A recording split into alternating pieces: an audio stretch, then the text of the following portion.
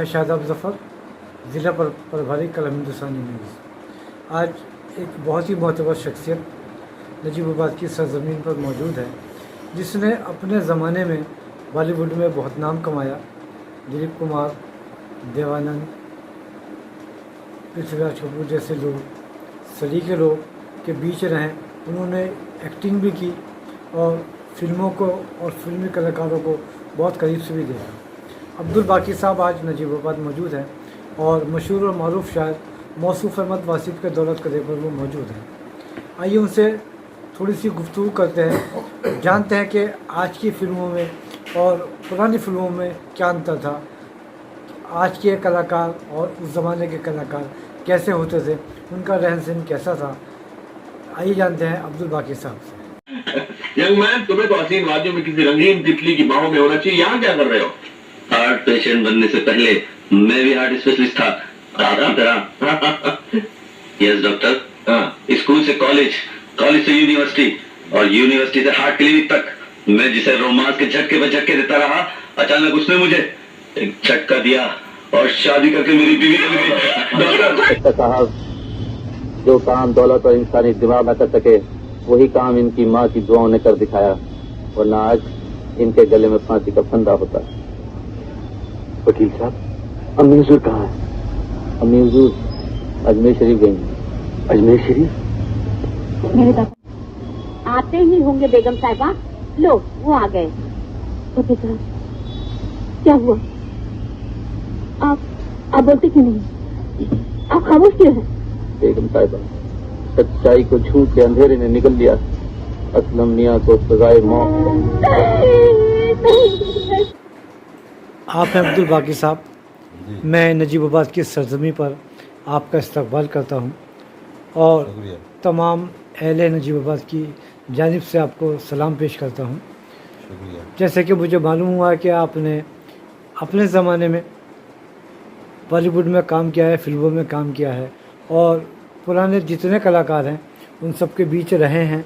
आपने सहाफ़त भी की है उस दौर में और दिलीप कुमार जैसे लोग, शत्रुघ्न सिन्हा जैसे लोगों के आपने इंटरव्यू भी लिए हैं, उनसे बातचीत भी की है। आपने अपने ज़माने में किन किन फिल्मों में काम किया और किन किन कलाकारों के साथ काम किया?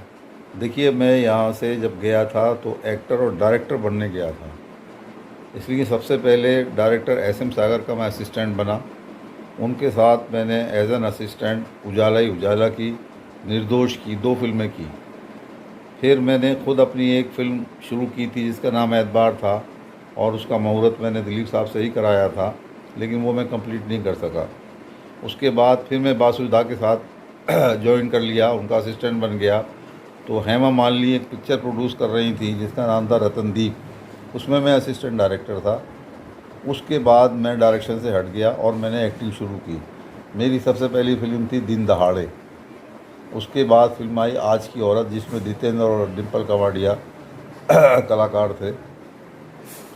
उसके बाद मेरी फिल्म आई है मेरे दाता गरीब नवाज़। उसके बाद दिल का डॉक्टर और एक सीरियल आया जो बहुत ही फेमस हुआ है DD 1 पर, आज तक आता रहता है, उसका नाम था दुर्गा मौसी।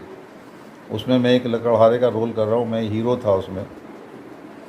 उसके बाद साईं बाबा का मैंने एक एपिसोड किया जिसके 26 एपिसोड है, वो भी DD पर आते हैं और मद्रास का एक चैनल है NPT, उस पर भी आता है। इस तरह से बहुत सारे सीरियलों में भी काम किया। देखिए, फिल्म मीडिया जो है वो एक कला है, आर्ट है, और कला को निखारने के लिए, आर्ट को निखारने के लिए एक जुनून की ज़रूरत होती है। अब से 20-30 साल पहले जितने भी आर्टिस्ट थे उनमें सब में एक जुनून होता था, एक लगन होती थी, मेहनत करते थे, रात रात भर डायलॉग याद करते थे, तब जाके सेट पर एक्टिंग करते थे।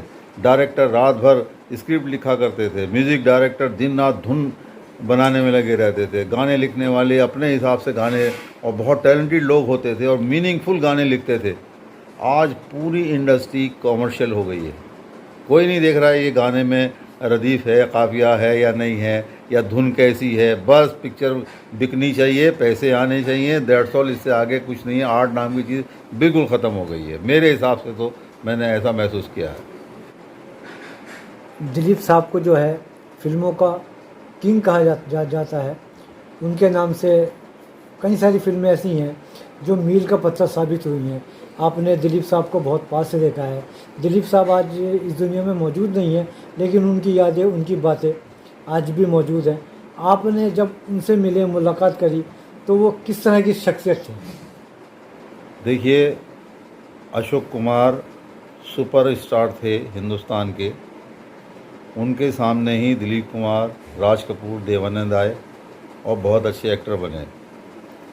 दादा मुनि ने यानी अशोक कुमार ने इन तीनों एक्टरों को बहुत सपोर्ट किया है, अपनी कंपनी की फिल्में बनाई हैं, लेकिन हमेशा वो दिलीप कुमार की तारीफ़ करते थे और वो ये कहते थे कि हिंदुस्तान में इससे बड़ा कोई एक्टर नहीं है। एक बार नहीं बल्कि बारहा उन्होंने ये बात कही है कि उसका मुकाबला कोई कर ही नहीं सकता। तो हमें, बाबा आप बार बार दिलीप कुमार की बहुत तारीफ़ करते, क्यों? कहने लगे इतना मेहनती, इतना लगन वाला एक्टर कहाँ है? सारी रात डायलॉग याद करता है, शीशे के सामने खड़े होकर एक्टिंग करता है, और जब सेट पर आता है तो उसकी वजह से रिटेक नहीं होता। ऐसा एक्टर कहाँ है, कौन है? और अपने आप को बिल्कुल उस कैरेक्टर में ढाल लेता है, उस किरदार में ढाल लेता है जो उसको दिया जाता है। दूसरी बात, दिलीप साहब की मेमोरी अल्लाह की तरफ से ही बहुत पावरफुल थी। कोई भी बात उनके सामने आप बोल दीजिए, वो एज इट इज़ उसकी कॉपी कर दिया करते थे। दूसरा, उन्होंने बहुत सारी ज़बानें सीखी, जैसे बंगाली ज़बान को वो इतना फ्लुएंटली बोलते थे जैसे कि बंगाली ही वो हैं। पश्तो बोलते थे, पंजाबी बोलते थे, उर्दू बोलते थे, बेहतरीन इंग्लिश बोलते थे और मराठी बोलते थे। तो बहुत ब्रिलियंट आदमी थे, बहुत होशियार, इंटेलिजेंट आदमी थे। दादा मुनि कहते थे कि सिर्फ एक्टर नहीं है बल्कि जीनियस है। एक बार मेरी मुलाकात एस मुखर्जी से हुई, जो दादा मुनि के बहनों ही थे। तो मैंने उनसे पूछा, मैंने कहा अंकल आपने दिलीप कुमार को बहुत सपोर्ट किया है, क्यों?